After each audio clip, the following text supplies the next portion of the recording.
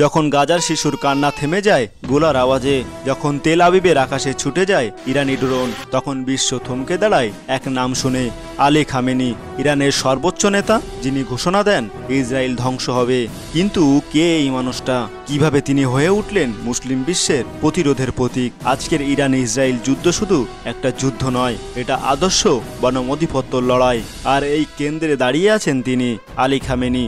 1939 সালে 17 জুলাই ইরানের মাশহাদ শহরে জন্মগ্রহণ করেন আয়াতুল্লাহ আলী হোসেন খামেনি। তার পরিবার ছিল গরিবভাবে ইসলামী জ্ঞানের প্রভাবিত।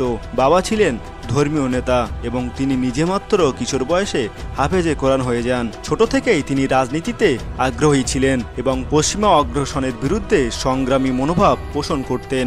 1970-এর দশকে ইরানে চলছিল শাহ রেজা পাহলভির শাসন, যা ছিল সম্পূর্ণভাবে আমেরিকা ইসরায়েলের ঘেঁষা। এই শাসন ব্যবস্থা পশ্চিমী সংস্কৃতিতে ঢুকিয়ে দিয়েছিল ইরানের ঘরে ঘরে। এই সময় খামেনি ছিলেন খোমেনি ঘনিষ্ঠ অনুসারী। তাকে বহুবার গ্রেপ্তার করা হয়, কারাবন্দী করা হয়, নির্যাতন চালানো হয়, কিন্তু তিনি থামেননি। অবশেষে 1979 সালে ইমাম খোমেনির নেতৃত্বে শাহপতনের মাধ্যমে ঘটে ইসলাম বিপ্লব, যা ইতিহাস বদলে দেয়।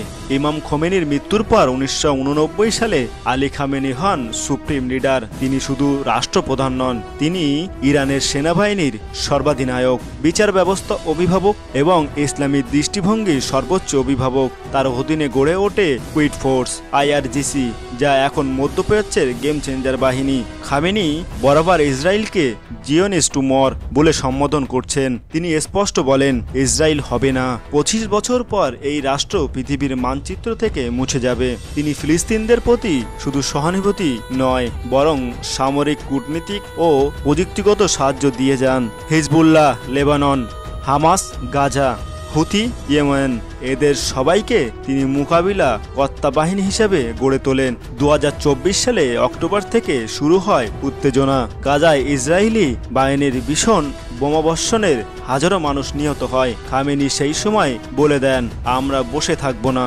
2025 সালে ইতিহাসে প্রথমবারের মতো ইরানে সরাসরি ইসরায়েলের ভেতরে হামলা চালায়। এপ্রিল মাসে ইরান একসঙ্গে 200 ড্রোন ও ক্ষেপণাস্ত্র পাঠায় ইসরায়েলের অভিমুখে।